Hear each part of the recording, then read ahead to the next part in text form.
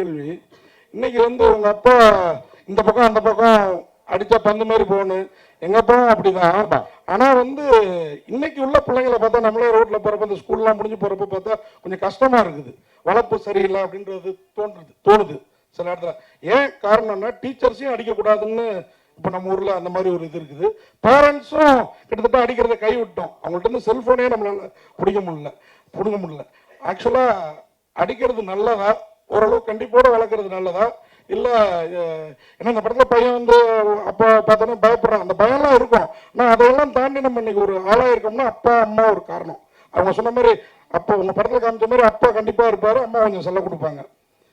அதே கல்ச்சர் தொடரலாமா, இல்லை இன்னைக்கு இருக்கிற கல்ச்சர் கரெக்டா?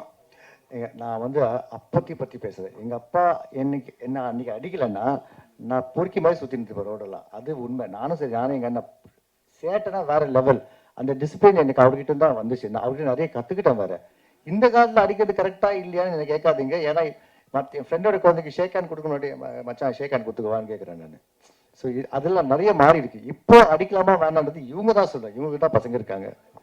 கிருஷ்ணா நீங்களே ஒரு என்னன்னா, இப்போ வந்து ஒரு ப்ரொடியூசர்னா ஒரு பெரிய வேலை.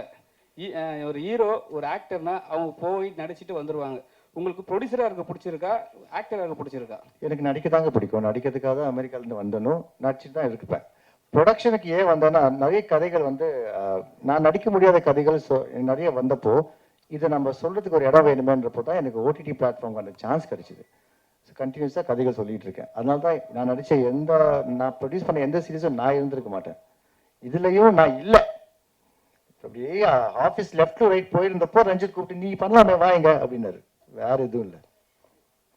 அப்படிலாம் இல்லைங்க, சீரியஸா இல்லை. அவருக்கு என்னன்னா, ஆக்சுவலாக அவர் கதைகள் தேர்வில் சில படங்கள் தவறாக இருந்தாலும் விஷுவலாக மற்ற விஷயங்களில் கதை தேர்வில் வந்து அவர் எப்பவுமே ஸ்ட்ராங்காக இருந்திருப்பார். அவரோட படங்களோட லைனப்பை பார்த்தீங்கன்னா தெரியும், ரொம்ப ஸ்ட்ராங்கான பர்சன்.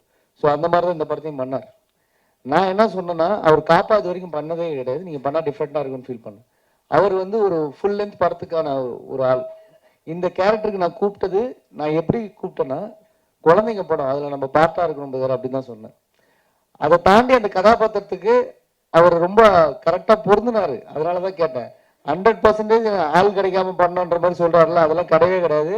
ஏன்னா நீங்கள் அது ஒர்க் ஆகிருக்குல்ல, அப்போ அது கரெக்டாக பொருந்ததுனால தான் ஒர்க் ஆகிருக்கு. Thank you sir.